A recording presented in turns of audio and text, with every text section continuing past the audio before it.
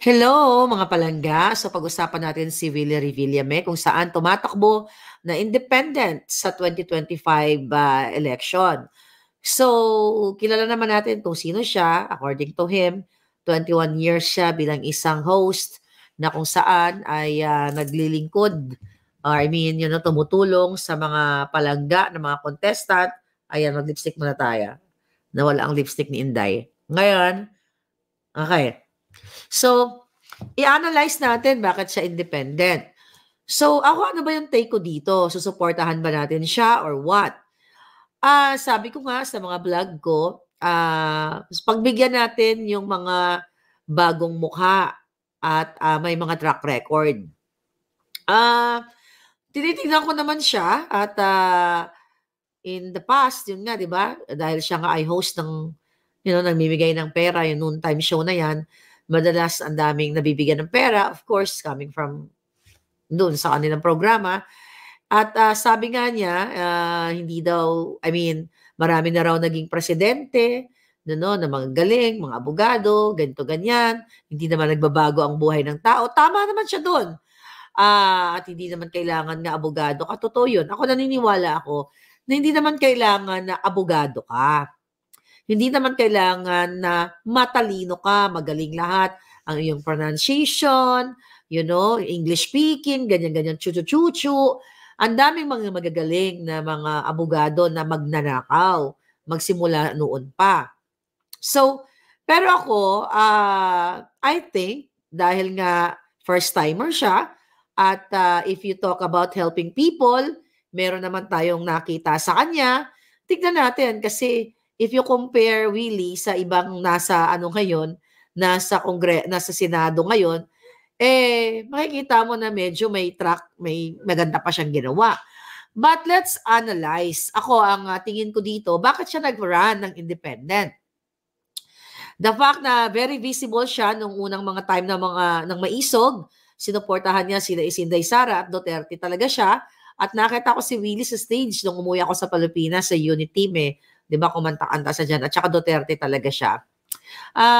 So, sinabi niya sa kanyang interview na nagpaalam siya kay Inday Sara at natatakbo siya at okay naman daw. Sabi, good luck.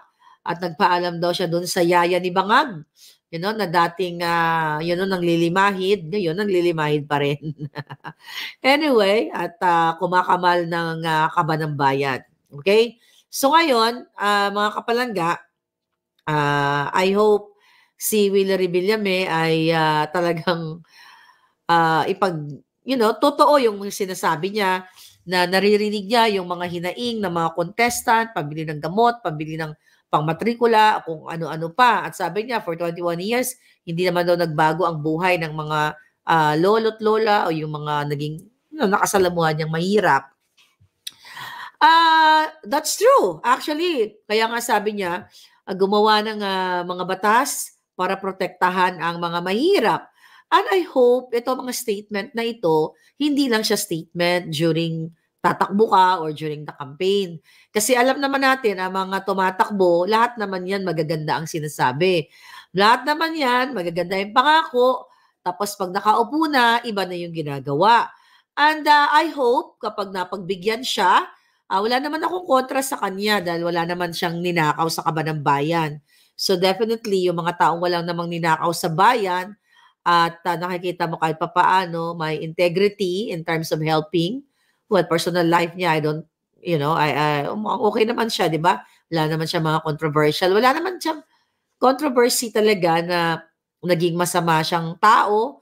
And in terms of family, I think, hindi ko lang alam kung ilan ang anak niya. May anak ba siya sa labas, sa loob? Ang importante, ang importante ay sinusuportahan niya yung mga buena pamilya niya. I don't know, hindi ko lang alam. So, at saka nakikita naman natin na mukhang, yung mukha niya ngayon, dahil nag-matured na siya, mukha naman siyang mabuting tao. Diba? Pero syempre, hindi naman natin siya kilala in person. Malalaman na lang natin yan kung siya ay nakaupo na. Yun nga lang yung malungkot na yung mga politiko na minsan akala natin mabubuti sila para sila sa taong bayan. Tapos pagdating, inuuna yung mga designers, pa-show off and everything, katulad ni Kimbo, ni Abante, pastor-pastor, di ba? Dapat mamuhay ng simple, pero talagang show off ang mga jutang ginemis na yan sa mga magagarang mga designers. And with Willie Revillame, I don't think na si Willie ay sabik pa sa mga designers or mamahaling o mga luxury life, kasi he is living with luxury, things right now, luxury, I think, di ba, meron yata siyang aeroplano, may mga ganyan siya, may mga yate, at for 21 years ba naman siyang, host, at marami na siyang, di ba, meron siya mga condo unit, may mga ganun siya, marami mga paupahan and everything. So I think, I hope, really, I hope hindi ka lang maging greedy at tumatanda na tayo, tumatanda ka na, and I hope yung iyong layunin patungkol sa sinabi mo, o magbe-base tayo sa statement niya na hindi importante kung abogado ka or what, ang importante yung politiko o yung mga nanunungkulan na may puso. At maganda yung sinabi niya. Sabi ko nga, walk the talk at gawin niya lang yung tama. At gawin na talaga na yung mga pondo, pork barrel na yan, ay hindi mapupunta sa bulsa niya o sa bulsa ng kung sino man. Dapat talaga mapunta sa bulsa ng Pilipino. So if I will compare him sa ibang mga politiko, na nandiyan na, paulit-ulit na lang ang pangalan, pag tanungin niyo ako, I would rather vote for him kung kumpara naman doon sa mga walang ginagawa ngayon, yung mga talawan, mga duwag na nakita na natin sa Senado. 'Di ba? Kailangan natin ng bagong mukha. Okay? Kailangan natin subukan. Which is napakalungkot na kapag, kunwari lang, sinubukan natin si Willie dahil bagong mukha, may track record, tapos later on, magiging trapo pala, katulad ng mga ginagawa ngayon ng mga politiko, tapos kasama sa pulboronic or something, mga ganyan.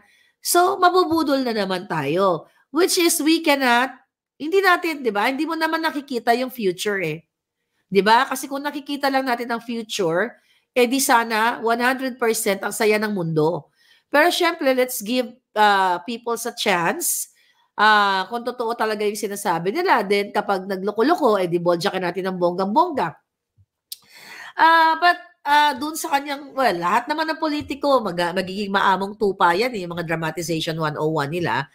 But again, I'm not gonna boljak Willie kasi wala naman siyang ninakaw eh. Binoboljak ko lang naman yung mga ninakaw, 'di ba? Somehow, no, ako ay nasa Pilipinas, nanonood din naman ako ng show niya at nakikita ko yung mga tulong-tulong. Although, syempre, sa show yan. At, love siya ng tao. So, we'll see. Sabi ko nga, if you compare, then again, tao naman ang magdedesisyon. At sabi nga natin, maging matalino tayo sa pagboto. Kaya nga, ako naman, yung panawagan ko, wag nyo lang iboto yung talagang nakita nyo wala naman track record. Si Willie, at least may track record siya, di ba? Katulad ni Attorney Vic Rodriguez na lumaban sa mga bangag, katulad ni Congressman Marcoleta, na yan ang yung mga yan na una sa listahan ko. Yan, si katulad ni Doc Willie Ong, na talagang parehong Willie, na, maganda yung layunin. Imagine mo, di ba? Pareho silang Willie, si Doc Willie Ong. We'll talk about Doc Willie Ong sa mga susunod nating vlog. At dahil na-interview na natin yan, mabuting tao din yan. But with Willie Revillame, I hope panindigan niya yung pangako niya sa bayan. Panindigan niya, huwag niyang biguin. Okay? Tsaka ito lang ang ano ko sa'yo, Willie. Although sinabi mo na hindi ka kalaban ng administrasyon, hindi ka naman talaga kalaban ng administrasyon. Dahil ang kalaban ay ang administrasyon. Ang wish lang namin, sana wag kang magpakain sa sistema. Wag tayo mag-playing safe, wag kang magbulag-bulagan. Wag kang matakot bumatikos sa gobyerno kung alam mong tama. Wag kang matakot dahil natatakot ka na mawawalan ka ng boto. No! Pag ipanakita mo sa taong bayan na ikaw ay talagang from your heart, sincere ka, you want to help, wala kang takot na banggain ang mga salot sa bayan katulad ni Bangag. Pero kung maririnig namin na pinupuri mo sa kabila ng majority ng Pilipino ay alam na si Bangag at ang kanyang asawa ay sangkot sa smuggling, kidnapper. Diba? It's better wag ka na lang mag-comment or magsasalta ka ng mga papuri sa kanila. Kasi pag nagsalita ka na ng papuri, Willie, na si Bangag ay mabuting presidente, hindi mo makukuha yung boto ng aking mga palangga. So better na, mag-focus ka sa iyong talaga, totoong adikain at sana maging kabahagi ka ng boses ng bayan kasi you're for the people. Sabi mo, naawa ka sa buhay ng ating mga kababayan. Willie, palangga, kung naging mabuti si Bangag Jr. for 2 years, hindi ganyan ang sentimiento mo. Kasi makikita natin ng pagbabago ang buhay ng taong bayan. So yun lang, maiksi lang muna yung aking litanya sa iyo at sa mga palangga ko. So I hope you do good, okay? At huwag mong biguin ang mga taong pinangakuan mo. Thank you, palangga.